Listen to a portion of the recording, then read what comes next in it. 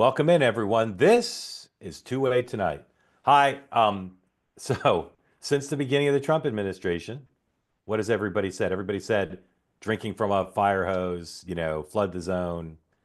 I really do think it's kind of subjective. I really do think this is the biggest news day in terms of just sheer number of stories of the entire administration. So that's a week. But man, I got so many stories to run through. So many stories. And then we're going to talk about them all with our guest, Stephanie Murphy, former Democratic Congresswoman, and Lindy Lee, a longtime Democratic fundraiser strategist who has been critical of the Democratic Party of late, including on this platform. Super excited to get their reaction to all 20 stories I'm about to run through. But first, I'm going to run through them, and then, of course, we'll want your questions. Now, I'll remind everybody something you may have forgotten. This platform believes in peace, love, and understanding, the presumption of grace to all. So if you do raise your hand, or if you do write in the chat on any of the three platforms, X, YouTube, here on a Two-Way, please don't write smack. Just write nice things. Or you can engage in rigorous debate, but don't personally attack anybody. Don't use foul language. Don't write anything on there you wouldn't say directly to my face or the face of whoever you're identifying it to. So lots of people are joining tonight who don't always join, so I'm super excited about that. And I hope some new people will raise your hands. If you've been on the platform but never raised your hand before, tonight's the night. One of the things I'm going to read to you is an email I got from a member of the platform who's a Democratic voter who explains why she hasn't been raising her hand. It's incredibly compelling. As I said before, some of you joined. I cried all three times I read it. And I'm not reading it to make you cry, although if you do, I won't object. All right. As they say, now here's the news. And then again, we'll bring in our guests and then bring in you all. So many things happening at the White House today in terms of executive orders and announcements, and the first White House briefing by the White House press secretary. The president himself didn't show up, but there was plenty of news. So let me run through this. The president is offering buyouts to every federal employee. According to the White House, post-COVID, 5 years on, 6% of federal workers show up in the office 5 days a week. I don't know if that's true. If it's true, it's an incredible statistic. But every federal employee now is being offered a buyout. They have to accept the buyout, I think, in the next month. They get paid through September. Incredible. And of course, they may lose some good people, but part of their goal is to get people out of the government who don't agree with their agenda. I said this morning, probably something hyperbolic, that the swamp employees, the federal workers in the Washington, Virginia, Maryland area are overwhelmingly Democrat, overwhelmingly liberal. And maybe I'm overstating it a little bit, but the belief of the White House is there are a lot of people there who don't share Donald Trump's agenda. They want them gone. They think buyouts may be the way to do it. Workers who don't want to return to the office and get paid through September 30th, as long as they resign by February 6th. February 6th is not that far away, so a lot of people are going to have to make decisions. All right, there were more firings today, unprecedented, and people go to court and argue illegal firings, including some members of the EEOC, the Equal Employee, I forget what it's called. EEOC has to do with Equal civil rights. opportunity. Thank you, something. And then the NLRB, National Labor Relations Board, got that one nailed. Firings there of people they don't think are aligned with Donald Trump.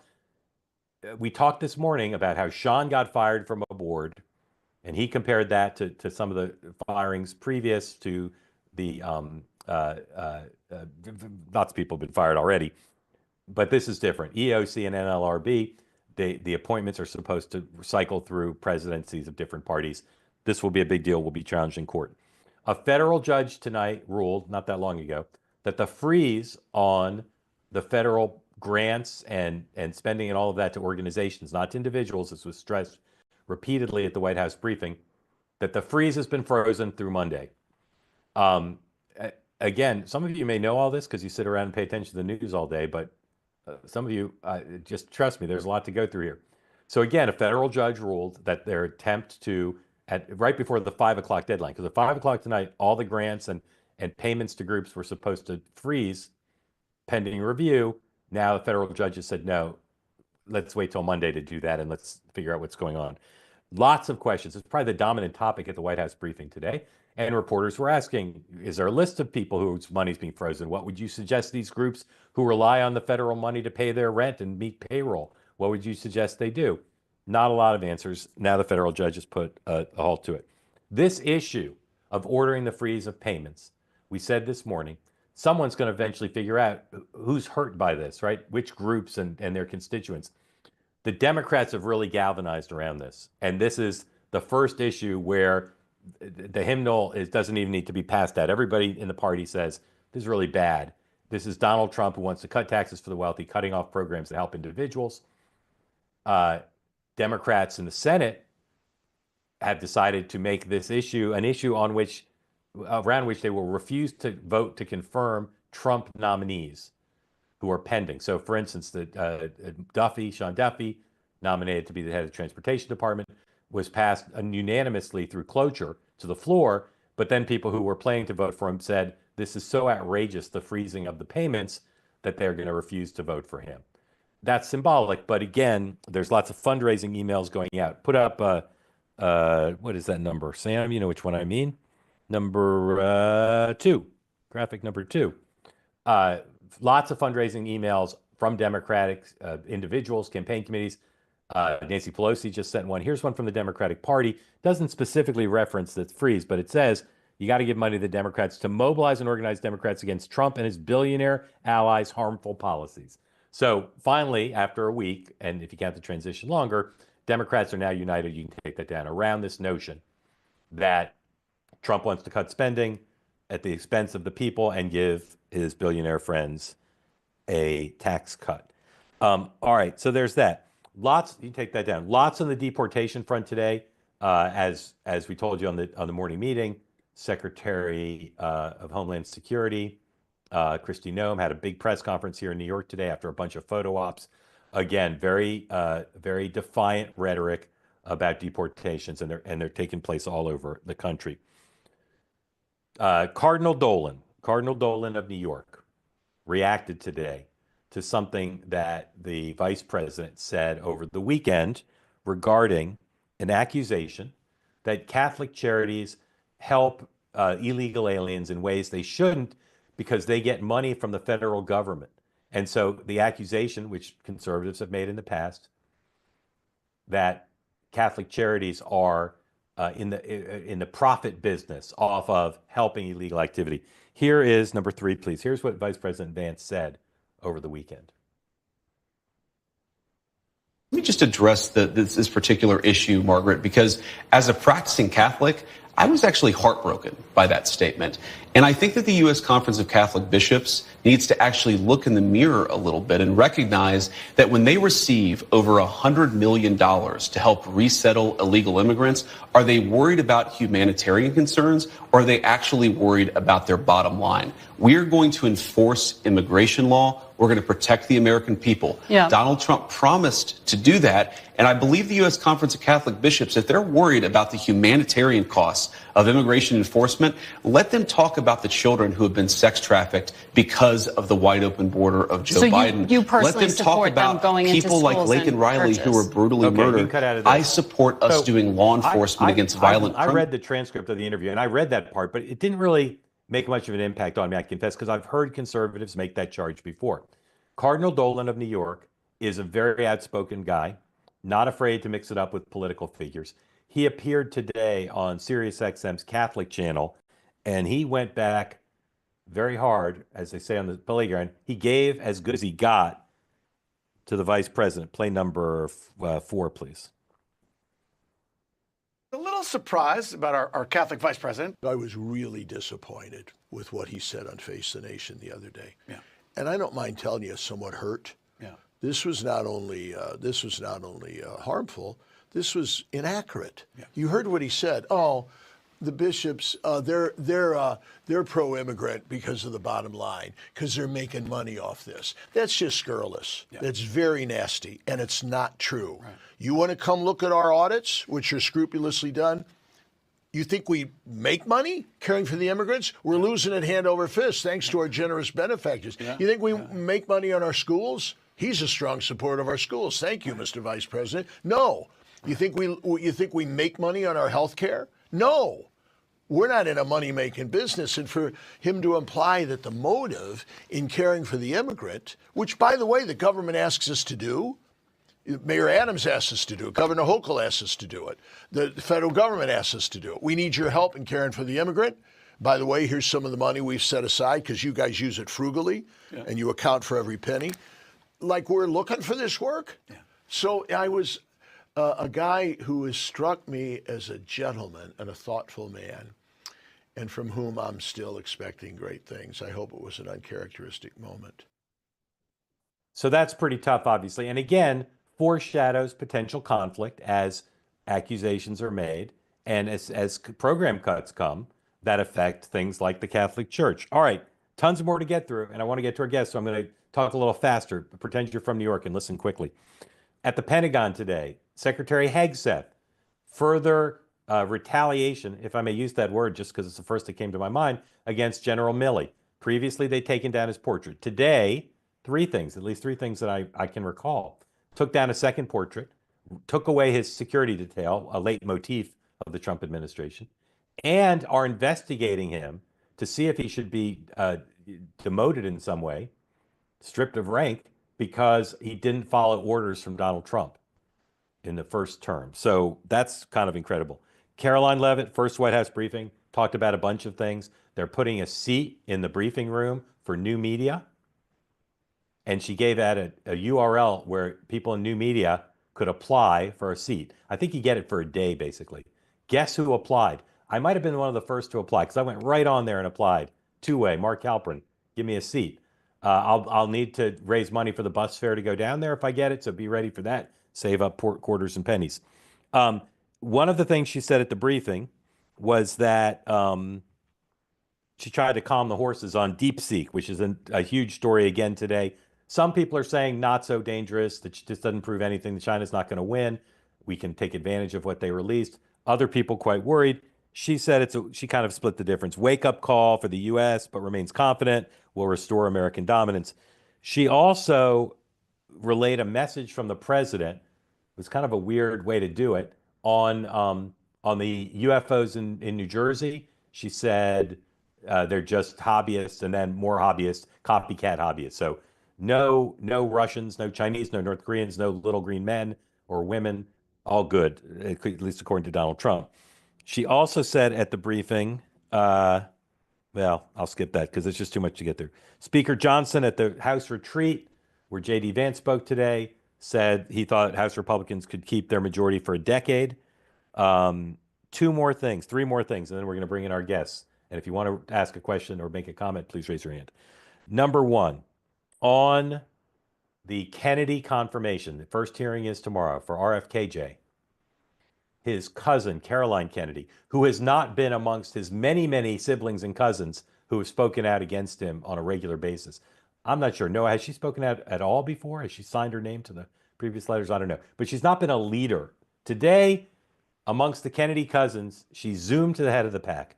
She released a letter to the Senate and publicly saying horrible things about her cousin, some of which are true, some of which we know to be true. This is one of the sentences in there. In this long letter. I have known Bobby my whole life. We grew up together. It's no surprise that he keeps birds of prey as pets because he himself is a predator. She accuses him of basically being the pharmacist for illegal drugs for all the cousins and keeping drugs in the garage and inviting everybody out to have drugs. The most vivid thing in there, she says he would take rodents and put them in a blender to make drinks for the birds of prey. Incredible family drama, etc. I have no idea whether it will affect his chances of being confirmed, but if you're a Kennedy historian, save some room in your next volume for just this thing because it's quite something. All right, two more things. This item, if you're a certain type of person, you'll say it's the most important of all the stories I told you. But you have to be a really twisted person to think that. And I'm not even going to explain it. This item is just for those of you who understand why I'm telling you this. And for those of you who don't understand, don't worry about it. Mark Zuckerberg joined the Business Roundtable. Okay? I see some of you saying, oh my God, Mark, you should have led with that. And others of you looking at me blankly. Don't worry about it. If you're really curious, you can ask me about it in the Q&A. Lastly, we continue to get more Republicans raising their hand on this platform than Democrats. Even though, as I say all the time, I know a lot of Democrats, I can see the names not raising their hand. And I'm urging Democrats to raise their hand. We had Laura Curran on the other day, who was great. Today, our two guests are Democrats, although one has become a critic of the Democratic Party and the other has not been afraid to criticize her party when she thought it was necessary. But nonetheless, two Democrats. But I want to read you an email I got from a Democrat who is a viewer of the platform, and she gave me permission to show you this without using her name. Go ahead and put it up. You've asked Democrats to speak up, and while I agree, there really isn't anything to say. I'm an independent, but I've voted blue the past 20 plus years, mostly for women's rights. I'm very moderate. So functionally a Democrat. The last election broke my heart. No one I know is paying much attention to the news or to Trump and MAGA. It's too painful and for many scary. Next. I started paying more attention last week, but there's only so much a mind can take, even with two-way. I have no desire to be filled with anger and sadness for the next 4 years. I know much of it is noise, particularly with Trump. But what is worse this time is that it feels that it's cut so much deeper into the soul of all Americans. J6 and the pardons are not surprising, but it feels like the last straw. Nothing matters anymore. The lack of grace guts me. Okay? Again, it's the first time I've read it without crying because I see Adam Levine looking to see if I'm going to cry, and I don't want to give him the satisfaction. But I will say this. I've heard that theory from other people. I totally credit it, not necessarily for everyone. But all I can say is, this platform is for people to be able to speak out, to offer ideas, to say how you're feeling, to express concern about what's going on. And it'll be a shame, as far as I'm concerned, if people don't participate because they feel like that person does. And to me, the remedy, the solution for the concern about the disillusionment is to be in the national town square and to say what you think, particularly now that Donald Trump is doing all these things that are more than worthy of discussion. So I'm going to send around the text of that email later in the Substack. So if you want to have it, read it yourself. Adam Levine can read it and laugh at the sentimentality it brings out in me. I just find it very heartbreaking that people are reacting this way. I will remind those of you who don't know or don't remember that I said before the election that if Donald Trump won, I thought it would be the largest mental health crisis in American history. And when I read stuff like that, I fear that my projection might turn out to be right. Okay. So, as I said, we've got two great guests. I'm going to bring them in now. We'll talk to them a little bit and then bring you all in. If you want to be in the conversation, please raise your electronic hand and make you part of the discussion really quick. First, Stephanie Murphy, former Democrat Congresswoman from what some call the free state of Florida, and Lindy Lee, a longtime Democratic fundraiser who's been here. But you've both been here before. Thank you both for making time. Hi, thank you so much for having us. Do you two know each other? No. Yeah. Okay. All right. I've seen Lindy on a lot of shows, so maybe Yeah. in a way you feel like you know somebody when you see them Yeah. on so often. Imagine. Steph, I Imagine think if we were yeah. actually part of the same fundraiser about 8 years ago. I just Grace Meng was hosting both of us in New York. Oh, that's fantastic. I wasn't able to Nice go, to but meet we you, were both Brandon. one of the headliners. Stephanie, part of the reason there was so much inflation in the last couple months is because Lindy is paid by the minute of her television time.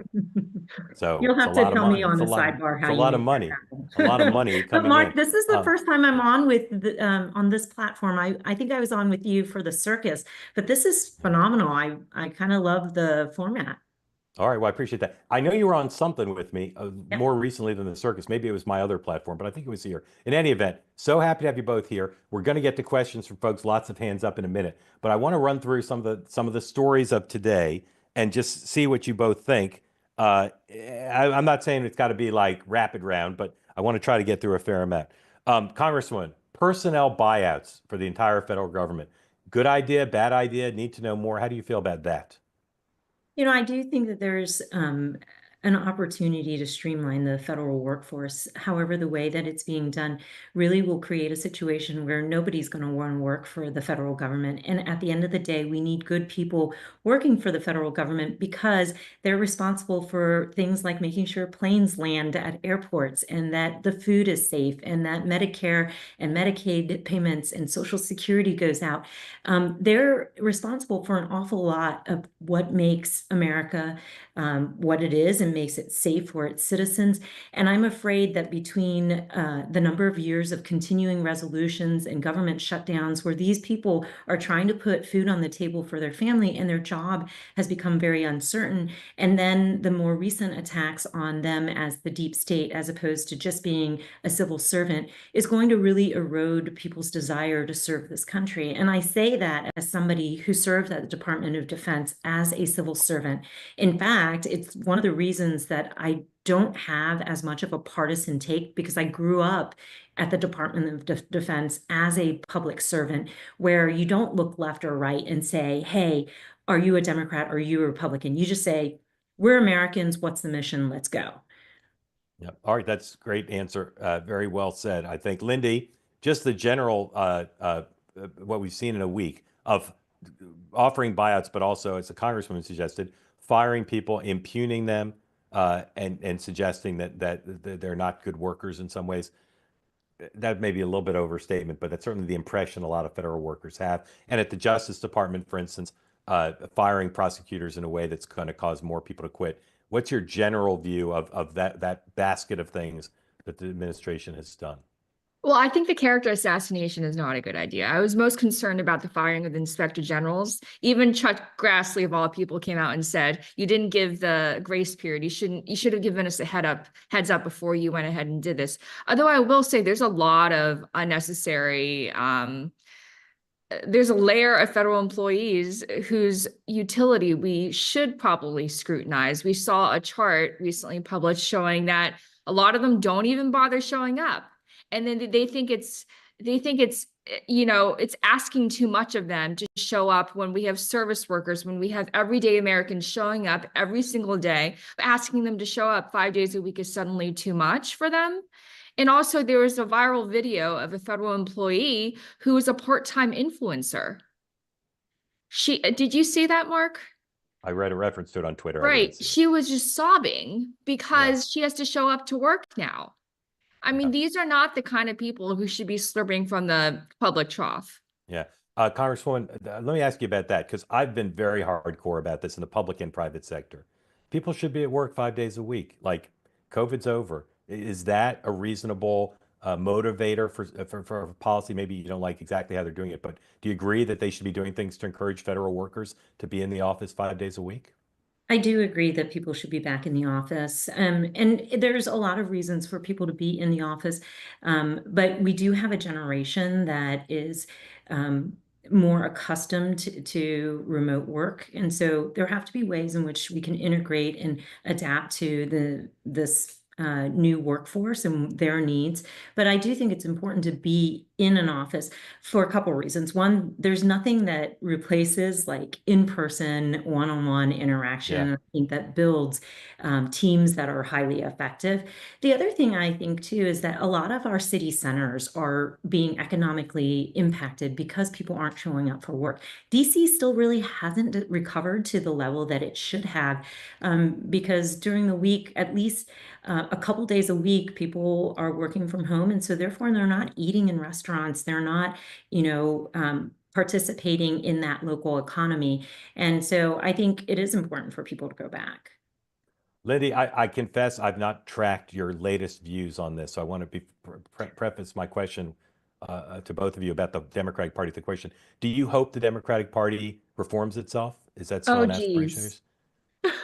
That's such a loaded question for me. Mark, one reason why I wanted to join you today is so much has happened in the intervening months since I saw you. Absolutely. But I mean, do you hope the Democratic Party changes and reforms, or are you done with them and don't much care? There's so much hurt and trauma in just the past month. It's hard for me to even, I'm here to be extremely honest with everybody. It's hard for me to be even completely objective because there's so much personal just hurt and betrayal.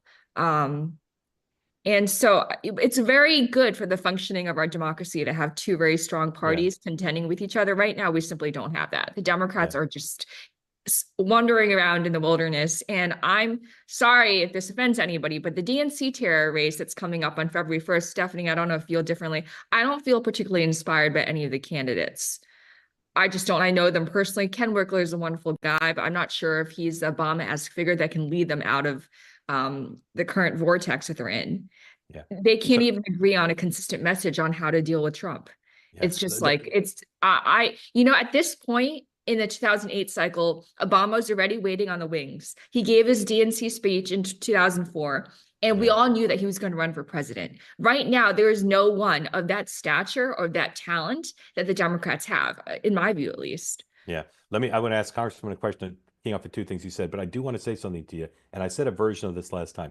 I understand the nature of our politics today, and I see probably 1/100th of what you're subjected to. But I feel so horrible to what you've been subjected to for speaking your mind and speaking out. I find it just personally horrifying, and I think it's a horrible commentary on our culture. I hope you stop looking at Twitter. That's my hope, because that's Are the you worst of talking to it, me? probably. Yeah, I'm talking to you. I feel Oh, horrible. that's so kind. I feel so horrible about what you've been subjected to. And that's not taking a side about any of the things you said, but I see some of what you're subjected to. It's heartbreaking to me I that feel you'd bad be because they subjected to started that. tagging the two-way account. I was like, oh, Mark, That's all I'm right. so sorry. Did you see That's the all right. last one? They I tagged did. your Yeah, account and that's all right. everything. It's And free publicity. We're good with that. Congressman, two questions keying off of what Lindy said. First of all, do you see anyone for chair who you think would be good, particularly? Are you supporting anybody for chair?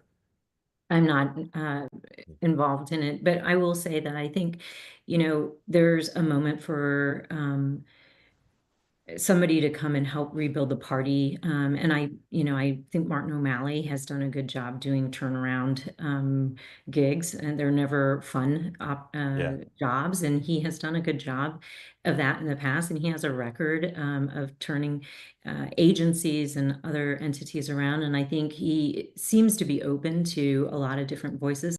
The one thing I do want to say is that I think Democrats, in this moment, had took the wrong lesson from the election. There's been a lot of navel gazing and this whole idea that like the entire ideology of the party was rejected by the American people. And let's be clear that once all the votes were counted, the margins were fairly narrow. 2 million votes, seven swing states. It's not as if it was the kind of sweeping mandate. It was ranked, 40 something, 50, almost 50th in the closest races in history. So it wasn't that. I think they need to be a bit more selective about what they blame, like what messages didn't work. Obviously, the far left messages did not work. And we have to come to a reckoning about Biden. Biden ran as a moderate and then governed like a progressive. And that was what was rejected. It's not as if the entire party was rejected. If that had been the case, then in this election year where the president lost at the top of the ticket, we wouldn't have picked up seats in the Senate. And certainly the House wouldn't be as narrowly held as it is. And so but the left is always very quick to shape the message on any kind of election, whether it's a win or a loss, to bolster their arguments for where the Democratic Party should be. And, I think it's quite clear on the issues that mattered to the American people. The far left took the party to a place that was rejected by the American people. But that doesn't mean that the rest of the things that the values of the Democratic Party is being rejected. I mean, I'll say one last thing is that because you talked about the freeze on the federal funding, I think the federal judge saved Trump from having to suffer the consequences of his decisions, because when food began to be taken out of the mouths of babes because Head Start wasn't functioning, or food was being taken from disabled people and senior people from Meals on Wheels. I've delivered those meals to a very red part of my district.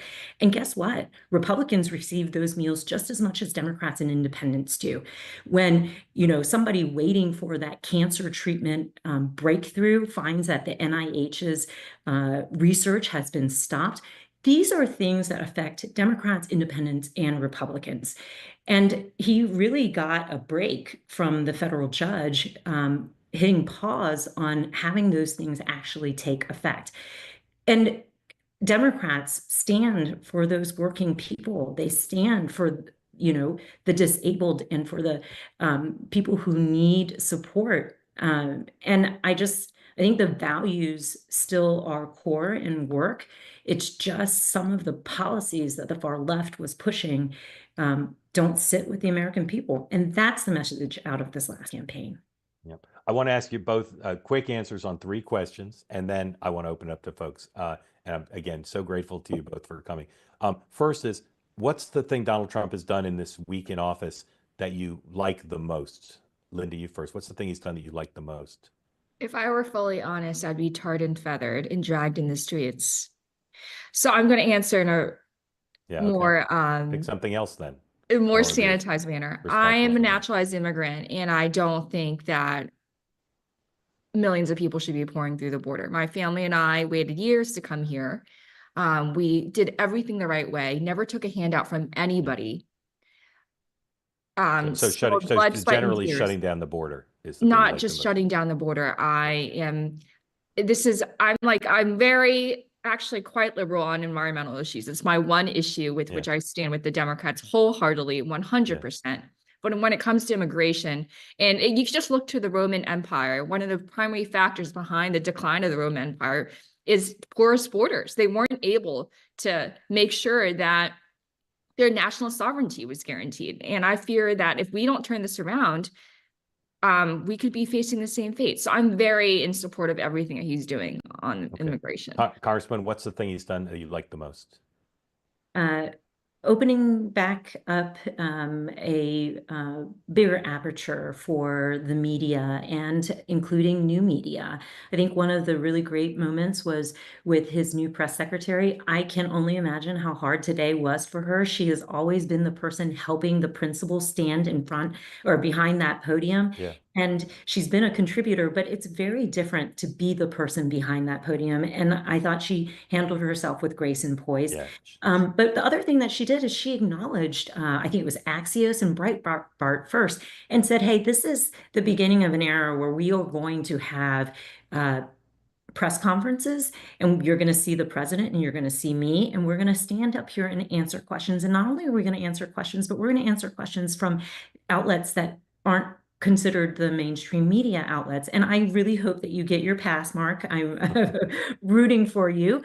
But I think that that's really critically important. I was deeply disappointed in Biden for making this race, this last campaign, about democracy being on the line and then not showing up and answering questions. I mean, he didn't even have a press conference for his farewell address, which was a departure from the norm. And so you can't stand for democracy and then pick and choose the elements of democracy that you want.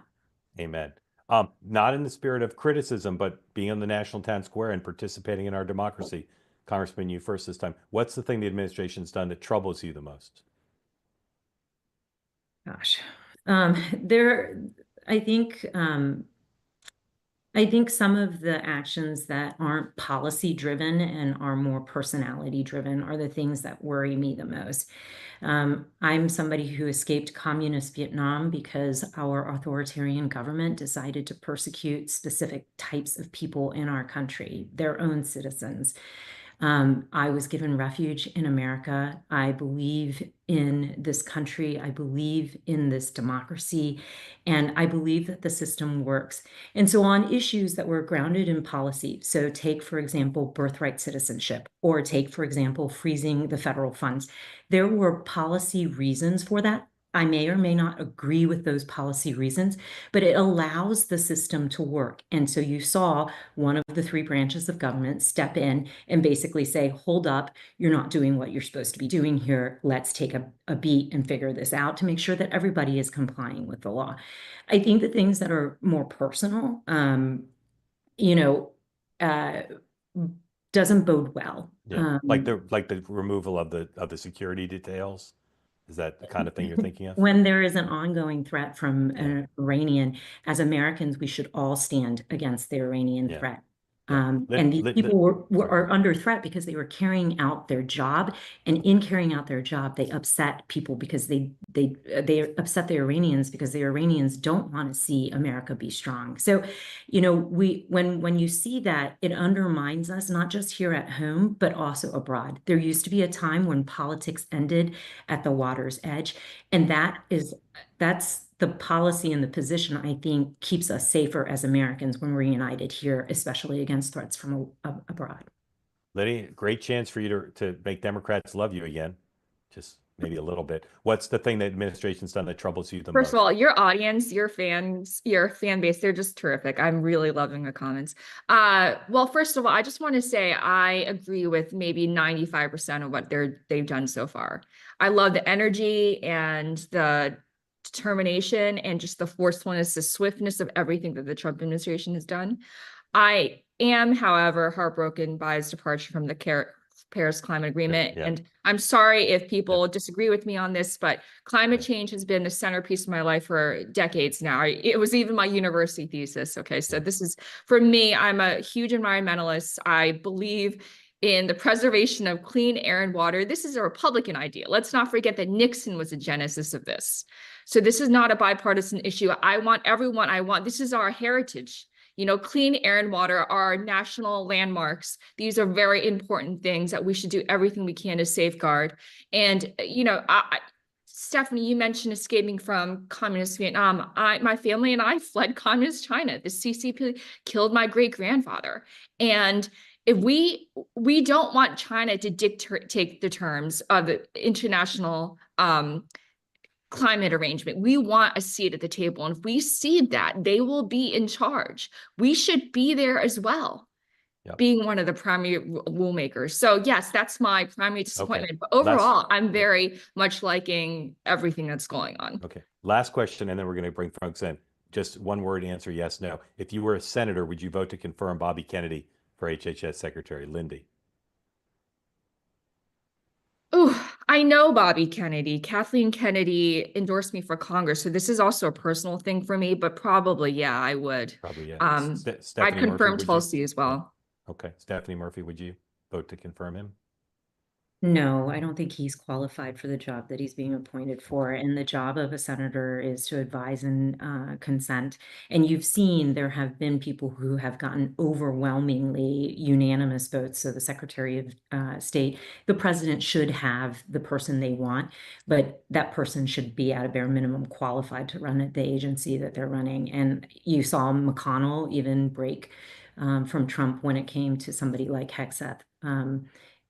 These are really important departments, and you know, you need people who have the ability, even if you disagree with their policies. Thank you both. All right, time for your questions again. Please raise your hand if you'd like to get into the conversation. As always, tell us where you are, what's on your mind. Start with Deborah. Deborah, welcome in. Hi, I actually live in New York. I think I live between you and Dan in the Upper West Side. So I think I figured that out. I see my very disaffected Dem worked because I don't have a puppy or a baby. And I actually am a very disaffected Democrat. So, and I know very many of them as well. And so a couple things I want to say. Not so disaffected you voted for Donald Trump though, right? So yeah, good point. I didn't vote for either. I did RFKJ as a protest vote. I didn't even necessarily want to vote for him. So yeah, I didn't vote for Trump, but I'm very sympathetic to Trump voters, to MAGA, understanding what people are wanting.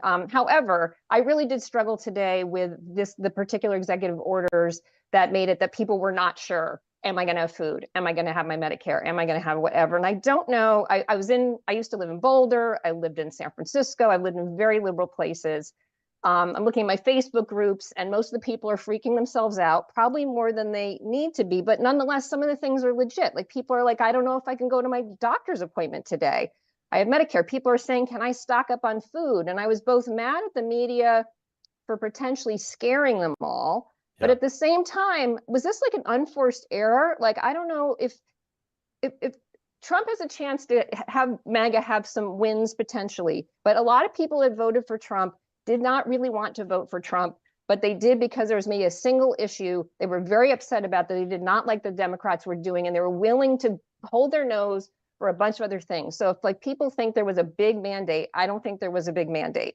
There are a lot of people that the Republicans could lose like in the next election. So I look at things like this, like how that was handled today, and think, oof, that wasn't very smart. Why wasn't the implementation better? Why weren't people informed ahead of time what was going to happen with these different programs and they were going to get their payment? So that's, I don't know that you guys can answer it because you're Democrats that are here in the panel, but that I just felt like that didn't seem well implemented. Deborah, before we try to address it, let me just ask you a couple questions if I could. Did you vote for Joe Biden in 2020? Oh, very reluctantly. Very reluctantly. And Very what makes, reluctantly. how would you summarize what makes you disaffected from the party? Oh, wow, this is really hard because I grew up with like we were so Democrat. I helped campaign for McGovern as a child. Okay. Like I had very liberal upbringing. Republicans were all bad, always voted Democrat, didn't think about anything. And it was basically the 2020 sorts of things that were happening where I started to go, wait a minute, Trump's getting kicked off Twitter. Wait a minute. Some of the ways what we're thinking about handling racial issues, I don't know if I am totally on board with. COVID, I don't know. I'm not sure like I'm liking how we're handling things. And so basically that began and I know so many people like this. I mean, multiple online communities of people who were always liberal, who are going, something is not right here. And there's a split going on. And so I started speaking out all the people that got kicked off of the New York Times, like Barry Weiss or Matt Taibbi out of Rolling Stone, or out of everyone that moved to Substack, right? I started going over there. And what was interesting about it was I had never questioned my priors or my first principles about anything political at all. So it's been a crash course the last 4.5 years to really go like, what do I think about, whether this or that, what the government should fund or where the power should be distributed, or what do I think about free speech, or what do I think about anything? And so I watched the Democrats just do so many things that I thought violated like basic principles, again, like free speech or all this claiming of democracy and then trying to keep people off the ballot. Right. Deborah, thank you for all that. I haven't had time to do the reporting to answer your very good question. Most of the other things they've done, I think they clearly were happy to set off the stink bomb and see what happened. The shock and awe, yeah. Yeah. This one, my sense is they miscalculated, that it wasn't intentional, that there was a hiccup in the system just from the body language of how people are behaving today, how the press secretary behaved, but I don't really know. Stephanie Murphy, if you have a guess or knowledge on that, please weigh in. Otherwise, I'd love if you've got a question for Deborah, if you want to ask it, up to you. Yeah, I mean, I think there are times, and I'll take you back to the Biden administration on a policy I didn't agree with. He wanted to forgive all of those student loans, and he did it knowing that he was probably going to get challenged by the courts. Unfortunately for him, the policy took place, and there was quite a bit of people who did receive it, and there was a lot of opportunity for the Republicans to drive a wedge between the college educated and the ones who were not on this issue. Before the court stepped in and kind of reversed it. In this, it was a win for Trump in the sense that he got to show his values to his base and rally them for it without anybody actually suffering the consequences of it, right? I mean, had Social Security not been able to calculate the COLA, basically the cost of living adjustment that they would have had to do and distribute that to Social Security recipients, would his base have felt the consequences of his action? So I think this was a win for him in the sense that he got to play to his base, but not live the consequences of the impact on the broader society. Yeah, Congressman, do you have a question you want to ask Deborah? Up to you. Deborah, I mean, what would you want to see the Democratic Party do at this point? Because I think there are a lot of people who are navel gazing about what they could do to win somebody like you back. I don't know if they can. I mean, I feel like the way they embraced, let's say identity politics, sort of the gender ideology issues, like all of those things. I mean, I feel like I'm just, so many of us think the same way. I feel like I'm just saying talking points, but I haven't seen them as though they've learned anything from the election. I still see things doubling down like, oh, those people are all racist, or those people are all sexist, or there's no sort of self-reflection of like, we don't actually get the vast majority of people that live in this country. And so even just the classism, I mean, a lot of we're more elite and educated and, oh, look at all those people over there. I mean, it's been very horrifying for me to see that. So I don't know what pops that. I don't know, I don't know, it's not as bad as an addiction, like you have to hit bottom. I don't know how many losses that they potentially have to have in order to go, maybe we're not looking at something properly. I think a big thing is getting out of their own media bubbles, because I look at most of my friends and family are very, very blue. They probably look at only CNN and MSNBC. and I can barely even talk with them anymore. I mean, I understand them. I understand why they're upset given what they see, but they don't see a whole lot of the picture. Yeah. And so I don't know what, the few people, sometimes I'll be honest, for some people, it happens that they have what happened to Lindy, right? Somebody maybe said something slightly off or whatever, and then suddenly everybody piled on them. And then they go, wait a minute, I've been thinking the wrong way. But I don't necessarily think the whole party is going to get canceled. So Right. Right. There'd be nobody left. Deborah, thank you for that. Dan and I will see you at one of the ramen places on 72nd Street, maybe later. Thank you. That's about halfway. All right, Adam Levine, I'm going to bring you in, but you can't mock me for crying. So tell folks who don't know where you are, what's on your mind, sir.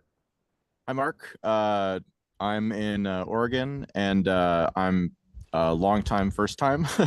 You finally got me on here. Yeah, absolutely. Thank you. You finally got me on here to the live one because I've been listening to the coverage of the DeepSeek sort of freak out, and it's so the wrong take. Just again, it's looking at this thing that is actually a disruptive open source being a keyword here, technology, and trying to treat it like something Paul Krugman would write about, right? And the reality of it is that financial journalists and political journalists are treating this like typical stories, and it's not at all. What we've seen here. How should we be thinking about it? So how we should be thinking about it is a question of who gets the benefit, right?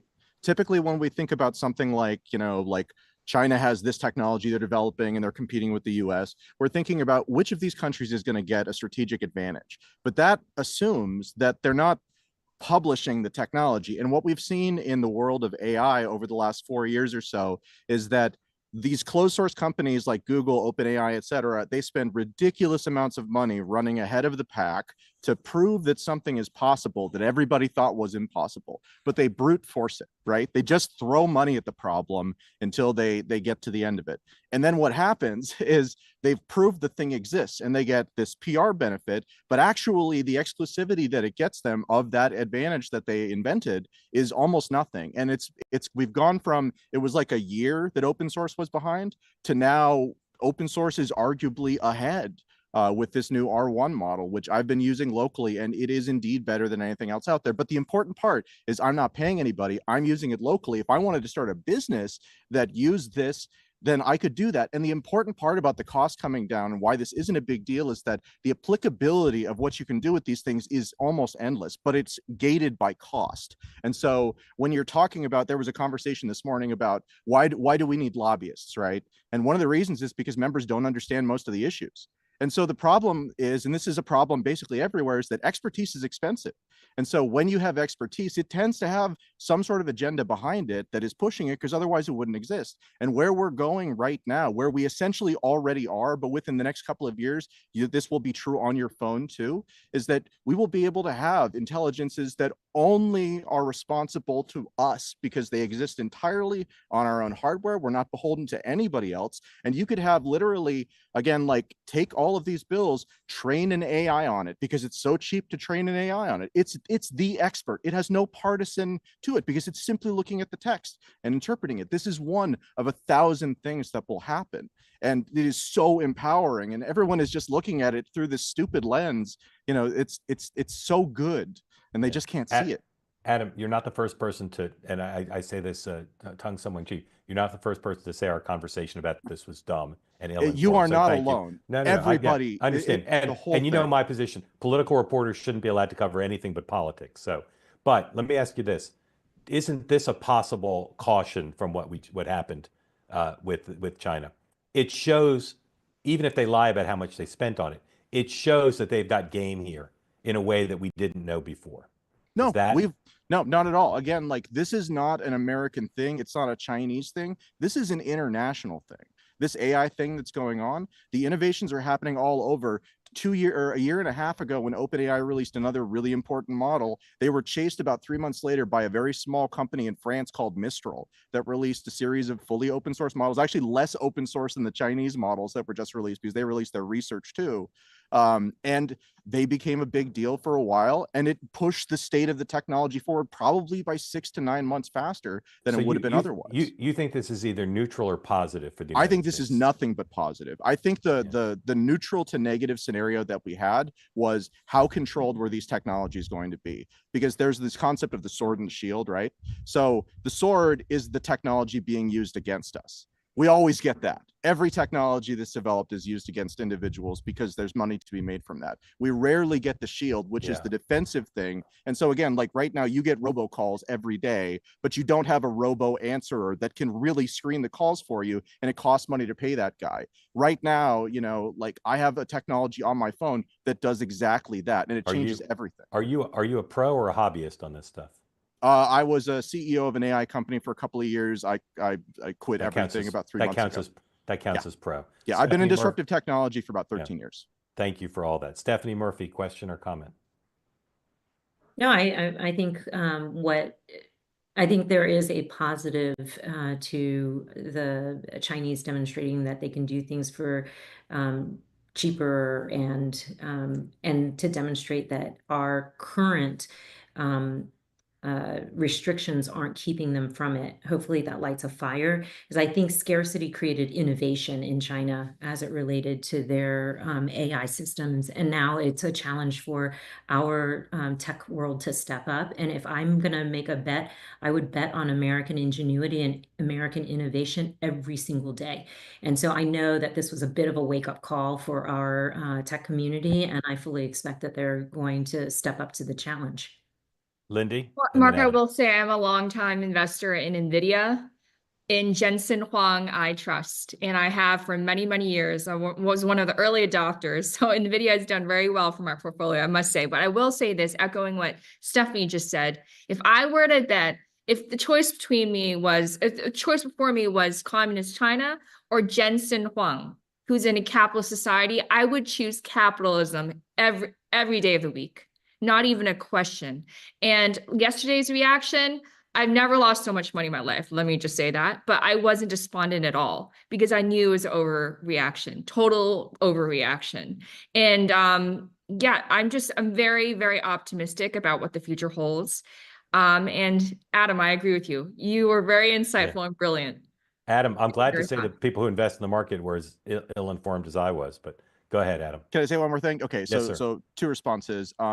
So China, not China, a lab in China, people in China did not demonstrate that they could do this faster and better. What they did is they gave everyone the recipe for it, all of their work, and the end product that they created with that.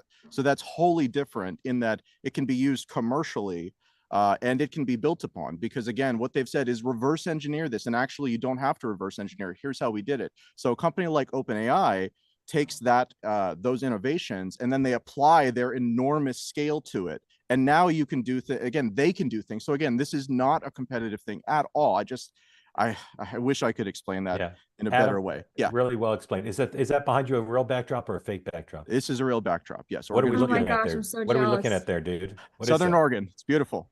No, but what's that structure over your right shoulder? Oh, that's a hot tub. I got very lucky. Lucky guy. Party at Adam's house next time you're in how do you correctly pronounce the name of your state? Oregon. And I'm from California. I only moved here because of the fires. I'm going to talk to you about that someday, but have a great day. All right. Thank you. Please come back regularly. Really enjoyed having you on, and thank you for the education. And as I said, you weren't the first person to say that to me. So I'm glad you said it here. Emily, welcome in. Emily Stringer, thank you for joining. Unmute. Tell folks who don't know where you are, what's on your mind, please. I am in Lexington, Kentucky, the little blue dot in a sea of red. I've participated before, but I wanted to start doing it more after you said you wanted some more Democrats to come on. I actually ended up changing my party registration to independent after the election. And we do have closed primaries in my state, so I know I'll never be able to vote in for that again, but I don't really care. After the election, myself, and a lot of other people I know are disaffected Democrats. I'm glad I'm not alone. And I don't know what we can do. I don't. I think we, as someone just said, we need a third party. That's what I think. It almost seems now we have on the conservative side, we have the MAGAs and the traditional Republicans, but on the Democrat side, we also have the far left and the reasonable people. How you can't discount the far left because I think they're here to stay. People like AOC. I don't know if Jasmine Crockett counts in that wing or not, but we can't discount them. And is there any way to combine the two so that way you don't ignore one side? Great question. Stephanie Murphy. Well, thanks so much for that question. And actually, I used to be an independent before I ran for Congress, Emily. So I shared your political identity.